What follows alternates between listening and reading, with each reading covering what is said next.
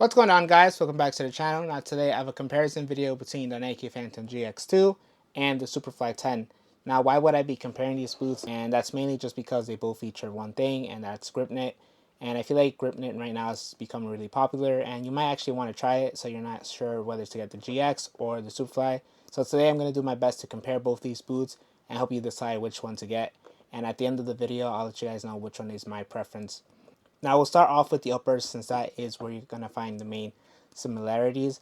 And with this one, it does obviously have a grip knit upper, a full grip knit upper.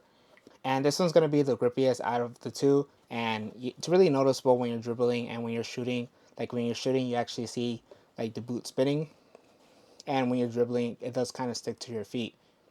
And if you're not used to it, it might just take a little bit of getting used to. But for the most part, it feels nice. I actually really like it. I really like the amount of grip that it provides. And you do get these ridges, which you kind of feel just because this upper isn't super padded. Like there's no internal lining that has padding. But yeah, these grooves here, I actually really like. I'm not exactly sure if it provides more grip or not, but it feels really nice on the ball. But yeah, this upper is very soft, very sock-like. It kind of fits like a sock, and it's just super comfortable on feet. Now the upper on the Superfly 10 is like a two-piece upper. The upper here is grip knit, and then here in the back with this seam, which is kind of difficult to see in this colorway, is atom knit. So with the grip knit itself, it is on the thinner side. It is way thinner than the Nike Phantom GX2. It has no padding to it whatsoever. You get a nice barefoot touch on the ball. But the grip, it isn't as sticky as this one right here. This one has more like a waxy feel. Like it is kind of noticeable if you're looking for it. But for me, I didn't really find myself that I tripped over the ball or anything. I was still able to dribble and drag and stuff like that. You do feel like you have just a little bit more control over it, like over the ball. And it's not as noticeable when you're shooting with it. Honestly, I don't really like notice that it makes the ball spin a bit more. It's more noticeable when you're just dribbling. But like I said before, it's not overly grippy like the Nike Phantom GX2. This one you really feel, and then sometimes you could trip over the ball. This one is like less grippy, but it's still there, if that makes any sense.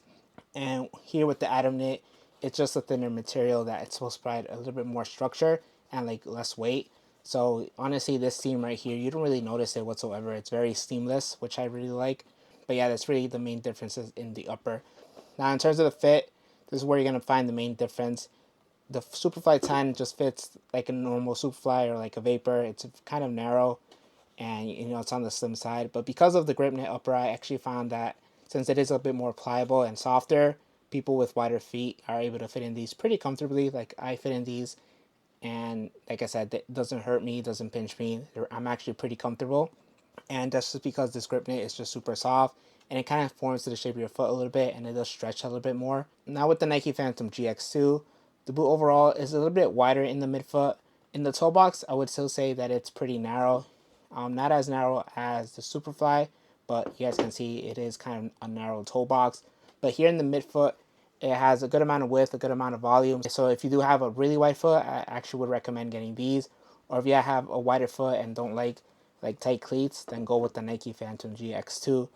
In terms of the heels, actually both heels are pretty similar in terms of like the padding. They both have a good amount of padding. They're both comfortable. There's no pressure points here in the back of the heel just because like the heel counters have been cut off. And so the construction in the heel is actually pretty similar, I found. Maybe the GX is a little bit wider than the Superfly, but honestly they feel pretty good and they're both comfortable in my opinion. So no issues with the heel whatsoever. I don't mind either one. Now in terms of performance, I feel like they perform the same. Maybe just the Superfly has a little bit more structure to it, or just feels like it has structure just because it's really like holding your foot and it's really close to your foot. And so I feel like there's no real movement inside the boot. With the Phantom GX, too, just because there is a little bit more volume, you might find your foot just moving around a little bit more compared to the Superfly 10. And so if you want no movement inside your like boot, then go with the Superfly 10. If you don't mind a little bit of movement, I like the GX is fine. Like I didn't find myself that I slipped inside the boot or like found a lot of rollover. It's just something minimal that obviously just because there's a little bit more volume to it, like there's just a little bit more movement compared to the Vapor 10, but it's still an excellent choice in terms of performance. Both of them perform really well in my opinion. Now in terms of the step pattern, this is where it's going to be really different just because the Superfly and the Vapor do have an air zoom unit here, and so this does make a difference in terms of the feel. It actually feels kind of cushioned underfoot, and it's a really unique sensation that you kind of have to try to like understand how it feels like. But in this version, it's just a little bit firmer, and so it just feels a little bit more responsive when you're pushing off. It's not really like an energy boost. It's not going to make you run faster, but it just has that sensation that you're just pushing off a bit faster. And for me, I really like that. It feels really nice. And here the stud pattern are these chevron shapes, and they're very aggressive, and so these provide a good amount of traction. With the Nike Phantom GX2, I do have the AG version, but the FG version is the Cyclone 360, which are basically all blades. And like I said before, I don't really prefer that just because they're too aggressive for AG, so that's why I get the AG sole plate. But the FG is really good for FG, and if you want a good amount of traction, that one is really good as well. I'm not exactly sure which one is better or has more traction comparing the FG with the FG. I'm not exactly sure just because I don't really play on FG, but I'm pretty sure both of them provide a good amount of grip. And this is the AG, which I prefer, and it's just a more flexible sole plate. And these studs are conical, which is safer for AG.